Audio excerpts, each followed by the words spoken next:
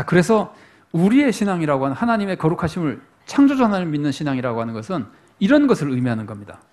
절대 주권과 더불어 거룩하심을 믿고, 자, 그 다음에요. 하나님의 영이시라는 것. 이 영이시라는 것과 사랑이시라는 것 세 가지인데 요건 조금씩 짧게 해도 됩니다. 하나님이 영이시라는 거는요. 거기 성경에 있으니까 한번 우선 같이 그 6쪽에 있는 같이 읽어볼까요? 하나님은 영이시니 예배하는 자가 영과 진리로 예배할지니라. 여기서 영과 진리로 예배할지니라라는 말은 두 가지 의미를 가지고 있습니다. 하나는 이전 성경은 이렇게 번역했죠. 신령과 진정으로 예배할지니라. 그 성경 같은 기분으로 해석을 하면은 이 말씀은 진심으로 온 마음을 다해서 형식적이 아니라 진심으로 하나님을 섬겨야 된다는 의미가 되고, 영과 진리를 영을 성령으로 해석하고, 그럼 진리는 누굴까요? 예수님이죠. 내가 곧 길이요 진리요 생명이요. 그래서 성령과 예수님으로 해석하면은, 이해하면은 우리가 하나님을 섬길 때는 성령님 안에서 예수님을 통해서 하나님을 섬겨야 된다. 우리 기도할 때 예수님을 통해서 기도하죠. 마찬가지입니다. 예배 드릴 때도 예수님의 은혜가 없으면 예배 못 드립니다.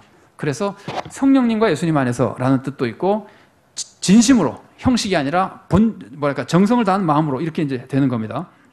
자, 그렇게 보면은 하나님은 영이시라는 말씀 안에는 하나님은 우리의 마음을 보신다는 의미가 거의 포함되어 있습니다. 이 부분을 조금 더 우리가 살펴볼 필요가 있습니다. 하나님이 우리의 마음을 보시면은요. 자, 이것도 제가 토시를 한번 바꿔볼게요. 하나님은 우리의 마음을 보십니다. 맞아요? 하나님은 우리의 마음만 보십니다. 맞아요? 자신 없죠? 하나님은 우리의 마음도 보십니다. 맞아요? 자, 그러면은 예수님께서 헌금에 대해서 가르쳐 준 적이 있죠? 과부가 동전 2잎을 헌금했어요. 과부가 동전 2잎을 헌금했더니 예수님이 이 헌금이 부자들의 수많은 금화보다 더 많다 그랬어요. 예수님 뭘 보고 그러신 거죠? 헌금의 양은 안 보셨죠? 예수님이 헌금의 양도 보고 헌금의 마음도 보셨습니까? 마음만 보셨습니까? 마음만 보신 거죠. 이 얘기가 나온 거는 지금 우리가 하나님이, 자, 그러면 그러지 말고 사무엘상 16장 7절을 같이 한번 읽어봅시다. 여호와께서 사무엘에게 이르시되 그 용모와 키를 보지 말라. 내가 이미 그를 버렸노라. 내가 보는 것은 사람과 같지 아니하니 사람은 외모를 보거니와 나 여호와는 중심을 보느니라 하시더라. 그럼 하나님이 여기서 중심 보신다고 하는 게 중심도 보고 외모도 보시는 겁니까? 중심만 보시는 겁니까? 중심만 보시는 거죠. 이거 제가 성도님들과 많이 말씀을 나눠봤는데 많은 성도님들이 하나님이 외모도 보신다고 생각해요. 아, 진짜요? 근데 그 외모가 뭐 키나 인물이나 이런 거면 사람들이 안 봐요. 그런 건 속지 않는데 어디에서 속느냐 하면은 업적에서 속아요. 외모에 업적에서 속아요. 자, 보십시오. 하나님이 헌금의 액수 안 보시죠? 자신이 없으신가 봐요, 여러분들은. 하나님 믿는 거예요, 안 믿는 거예요? 여러분 하나님 그렇게 믿어요? 헌금 액수 보신다고 믿어요? 그렇게 믿으라면 믿으세요. 언젠가 후회할 겁니다. 하나님은 헌금 액수 안 보십니다. 이거는 예수님이 직접 가르쳐 주셨습니다. 그러면은 하나님은 기도 시간의 양을 보십니까, 안 보십니까? 예수님이 그랬잖아요. 사람에게 보이려고 기도하는 사람 아무리 기도해봐야 하나님이 전혀 안 들으신다 그러잖아요. 바리새인과 세리의 기도, 바리새인이 교만한 마음으로 기도한 거 하나님이 전혀 안 받으신다 그러잖아요. 하나님은 마음을 보시는 거예요. 기도의 양을 보시는 것이 아니라 하나님은 마음을 보시는 거예요. 자, 그러면은 여기서 사람들이 저하고 생각이 많이 다르더라고요. 하나님이 전도한 사람의 숫자는 보실까요, 안 보실까요? 전도한 양 보실까요, 안 보실까요? 안 보시면 좋겠죠. 전도 별로 안 했는데. 하나님은 전도한 사람의 숫자도 안 보십니다. 마음만 보십니다. 왜냐하면은 도대체가 성경을 보세요. 아가페가 없는 것은 고린도전서 13장 3절에 아가페가 없으면은 내 몸을 내줘서 불사르게 해도 내 모든 재산으로 구제를 해도 아무것도 아니라 그러잖아요. 전도를 100명 해도, 제가 만일에 목사로 목회를 하면서 뭐 50명 모이는 교회에 가가지고 열심히 전도하고 교회 섬기고 그래가지고 10,000명으로 만들었다 그럽시다, 교회가. 그럼 하나님이 50명에서 10,000명 되게 한 그거를 보실까요? 하나님이 내가 도대체 어떤 마음으로 하나님을 섬기고 성도를 섬겼는가를 보실까요? 마음을 보시죠. 여러분, 마음은 내가 설교 잘해가지고 한번 출세를 해봐야지 이런 마음으로 설교 준비할 수 있습니다. 마음은 내가 우리 교회 부흥시켜가지고 우리가 큰 교회에 대해서 내가 한번 큰 소리 쳐봐야지라는 마음으로 전도할 수 있습니다. 마음은 내가 정말 큰 교회를 만들어가지고 잘 먹고 잘 살고 뭐 노후까지 완전히 보장받아야지 하는 마음으로 전도할 수 있습니다. 그렇게 전도한 사람을 100명을 한들 10,000명을 한들 하나님 뭐 좋으시겠냐고요. 하나님 이거 받으실 것 같아요? 여러분이 믿는 하나님은 그런 하나님입니까? 하나님은 업적은 하나도 안 보십니다. 하나님은 순수하게 마음만 보십니다. 그렇다고 해서 업적이 없어지는 거 아닙니다. 우리가 진짜 하나님을 사랑하면은, 진짜 이웃을 사랑하면은 업적은 거기에 맞춰서 하나님의 섭리 속에 저절로 다 나타납니다. 그게 뭐 많이도 나타나고 크게도 나타나지만 얼마나 나타나냐는 중요하지 않습니다. 이루시는 분은 누구죠? 하나님이시잖아요. 자, 여러분 제가 아들이 둘이 있는데 예를 한번 들어보세요. 아들이 둘이 있는데 하도 바쁘게 지내다 보니까 아들이랑 놀아주지를 못해가지고 애들이 늘 뭐 좀 이렇게 가련하게 놀고 있는 걸 보고 불쌍해서 예를 드는 겁니다. 과거의 역사를 얘기하는 거 아닙니다. 예를 들어서 내가 너무 불쌍하다 우리 애들이 한번 내가 애들인데 한번 좀 재밌게 한번 놀게 해주자 그러고는 큰 맘 먹고 질렀어요. 애들 데리고 백화점에 가가지고 어마어마하게 크고 좋은 레고 세트를 사다 줬어요. 이제 그러고 양심의 위안을 받습니다. 좋은 거 사줬으니까 애들이 재밌게 잘 놀겠지 하고 며칠 또 바쁘게 지냈는데 어느 날 보니까 그 좋은 레고 세트를 가지고 애들이 개발 조그만 걸 만들어 놀고 있어요. 그래서 그 딱하기도 하고 불쌍하기도 해서 또 시간을 내 가지고 얘들아 아빠랑 같이 놀까? 그러고 이제 가서 애들이랑 레고를 가지고 나는 이제 어른이니까 잘 만들어 가지고는 작은 애에게는 자동차를 멋있게 만들어주고 큰 애에게는 비행기를 멋있게 만들어줬어요. 다 만든 다음에 내가 누가 더 잘 만들었을까 볼까요? 안 볼까요? 평가를 합니까? 안 합니까? 누가 잘했는지. 왜 안 합니까?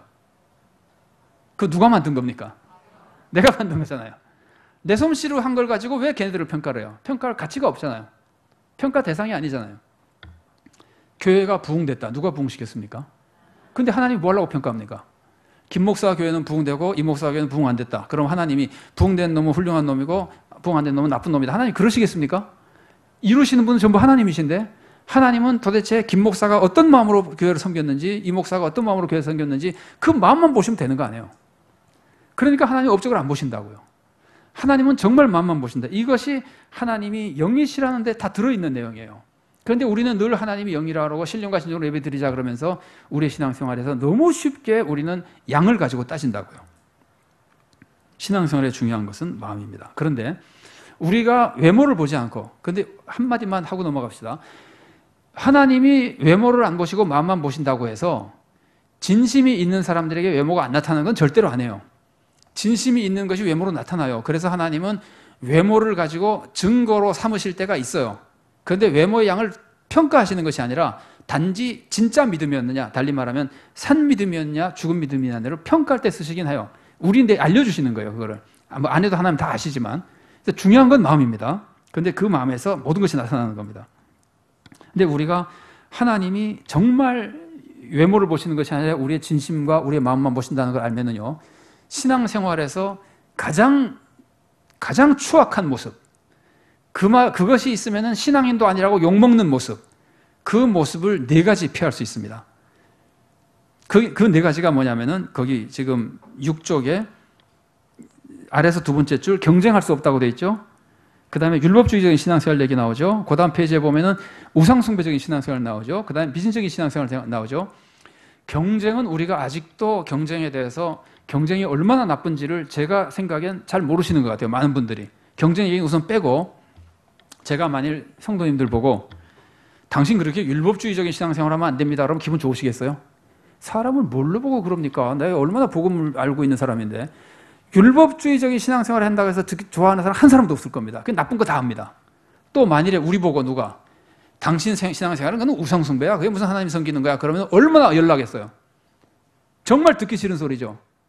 당신 신앙생활은 미신적입니다. 그 복음적이 아닙니다. 그러면 얼마나 기분 나쁘겠어요. 이 3가지는 누구나 싫어하는 거죠. 좋아하십니까, 여러분은? 누구나 싫어하는 거죠. 그런데 거기에 덧붙여서 경쟁을 제가 집어넣었는데 경쟁도 정말 심각하게 나쁜 겁니다. 경쟁심이라고 하는 거는요, 경쟁심은 우선 나 자신의 인성을 파괴합니다. 경쟁심이 강한 사람은 이웃을 사랑하기 어렵습니다. 꼭 이길 때만 사랑합니다. 지면은 사랑할 수가 없어요. 경쟁심이 강한 사람은. 인성이 파괴되는 거예요. 그리고 경쟁심이 교회 안에 들어오면은 교회가 파괴됩니다. 경쟁심이라고 하는 건 굉장히 안 좋은 것인데 이것이 이런 것들이 전부 외모를 볼 때는 나타나지만 마음만 보면은 안 나타나는 거예요. 자, 보세요. 경쟁은요, 보여야 할 수 있는 거예요. 측정이 돼야 할 수 있는 거예요. 그런데 하나님이 마음을 보시잖아요. 김 집사, 이 집사가 있는데 하나님 마음만 보시잖아요. 그러면은 하나님이 마음을 보고 평가하시는데 우리가 그걸 가지고 어떻게 경쟁을 합니까? 내가 저 사람 마음을 모르는데. 그러니까 마음만 보신다는 것, 하나님이 외모를 보시지 않는다는 것을 알고 나면은 경쟁이 안 됩니다. 사람끼리도 경쟁이 안 되고 교회끼리도 경쟁이 안 됩니다. 교회끼리 경쟁이 되는 것은 사람 몇 명 모였느냐 숫자가 나오기 때문에 경쟁되는 거예요. 예산이 얼마냐, 선교사 몇 명 보냈느냐, 계속 외모가 나타나니까 경쟁이 나오는 거예요. 외모는 안 보시고 더군다나 사람의 평가는 잊어버리고 하나님의 평가만 바랄 땐 말입니다. 사람의 평가를 바라면 사람 외모를 보니까 안 되고 하나님의 평가만 바랄 때는 하나님이 외모를 안 보시기 때문에 그것만 확실히 알면은 하나님이 중심만 보시면 다른 사람과 경쟁이 불가능해요. 불가능해. 그래서 경쟁이 사라집니다. 교회에서. 우리가 이 믿음만 확실히 가지면은. 자, 두 번째는요. 외적인 업적 때문에 율법적인 신앙생활을 하면 안 되는데 우리가 마음만 하나님 보신다 그러면은 이런 것이 사라집니다. 자, 제가 예를 들어 보겠습니다. 이거 예니까 하필이면 그걸 예를 드냐 그러지 마시고 그냥 예를 드는 거니까 새벽 기도를 가지고 예를 듭시다. 자, 새벽 기도 나갑니다. 새벽 기도 열심히 나갑니다. 새벽 기도 나가는 거 좋은 겁니다. 나쁜 거란 뜻이 아닙니다. 그런데 그냥 예를 드는 겁니다.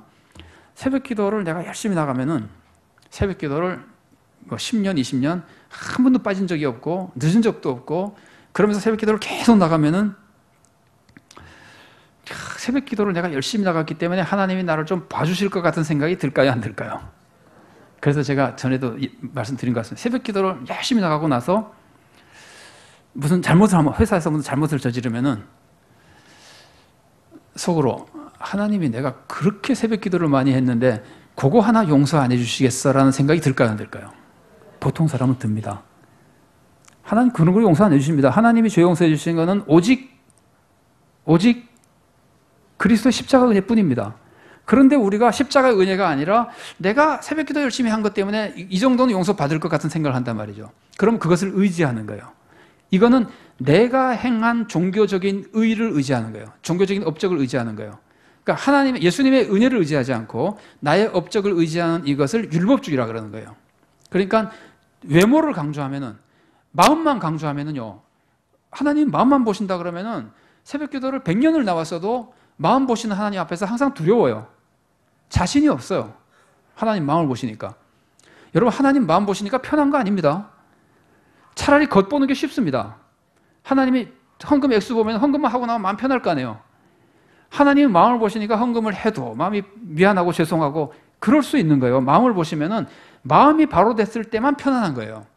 그러니까 절대로 마음 보신다고 해서 우리가 게을러지는 것이 아닙니다. 항상 살아있는 신앙생활을 하게 되는 겁니다. 그런데 외모를 본다고 생각하고 외모를 강조하고 나면은 이렇게 율법주의적인 신앙생활에 빠져요. 내 업적으로 뭐 된다고 생각하는 거예요. 그리고 외적인 업적을 강조하고 나면은요, 그것만 하면은 된다고 생각할 수 있는 거예요. 예를 들어서 새벽기도 얘기를 들어봅시다. 중요한 일이 생겼다. 그러면은 내가 중요한 일이 생겼는데 정해놓고 한 열흘 새벽기도 열심히 나가야지. 그러면 새벽기도에 내가 열심히 나가면은 그 일이 잘 풀리겠지. 근데 뭐 그렇게 하는 것 자체가 그렇게 나쁜지는 잘 모르겠어요. 많은 분들이 그렇게 하니까. 그런데 문제는 지금 하나님 마음을 보시잖아요. 문제는 이거예요. 내가 이번에 사업을 개업을 하고 아니면 우리 아들이 대학교 시험을 보고 이런 모든 어려움이나 중요한 소원이 있을 때 내가 새벽 기도에 나가면은 이루어진다고 생각하면은 뭘 믿고 있는 겁니까? 새벽 기도라고 하는 종교 형식을 믿는 거잖아요.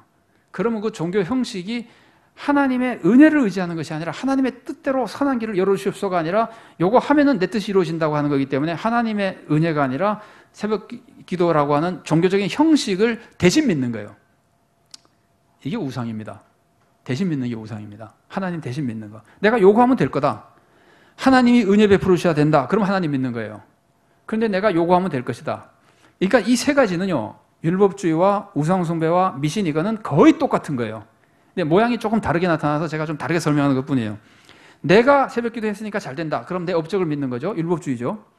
새벽 기도만 하면은 잘 될 것이다 라고 하면은 새벽 기도라고 하는 그 종교 행위를 믿는 거죠. 그러면은 그게 우상이 되는 거예요. 하나님 대신 믿는. 그리고 미신도 똑같아요. 여러분, 미신이 뭡니까? 미신에는 마음이 없습니다. 우리가 제일 대표적으로 하는 것 중에 뭐 다리 떨면 복 나간다 뭐 이런 거 있죠. 다리 떨면 복 나가는 사람의 마음이 관계가 있어요. 마음이 뭐 필요합니까? 마음하고는 아무런 관계없이 다리만 떨면 복이 나가요. 그죠? 미신이에요. 이게 미신이에요. 그런데 하나님이 마음은 안 보시고 새벽기도 나왔냐 안 나왔냐만 보신다고 생각해서 새벽기도 나오면 잘 되고 새벽기도 안 나오면 잘 안 되고 기계적으로 나가기만 하면 잘 된다 이렇게 생각하면 그게 미신적인 행동이 되는 거예요. 이 세 가지가 율법주의, 우상숭배, 미신 이 세 가지가 거의 같은 모습으로 나타나는데 제가 예를 그렇게 말씀드렸지만 새벽기도만이 아니라 헌금도 무슨 뭐 행위, 성경이 있는 것이나 모든 예배 행위나 뭐 이런 것들이 그래서 뭐 나는 한 주일에 교회 나가서 예배 드리는 것을 5번은 해야 된다든지 뭐 몇 시간은 해야 된다든지 이런 것들이 전부 외형으로 나타나면은 그것이 해석하기에 따라서 미신도 됐다가 우상숭배도 됐다가 율법주의도 됐다가 완전히 잘못된 신앙으로 가는 겁니다. 이것을 무엇이 해결해 주느냐 하면은 하나님이 영이시라는 것만 알면 해결이 되는 거예요. 영이시라는 것만 알면 신앙이 바로 서게 되는 거예요.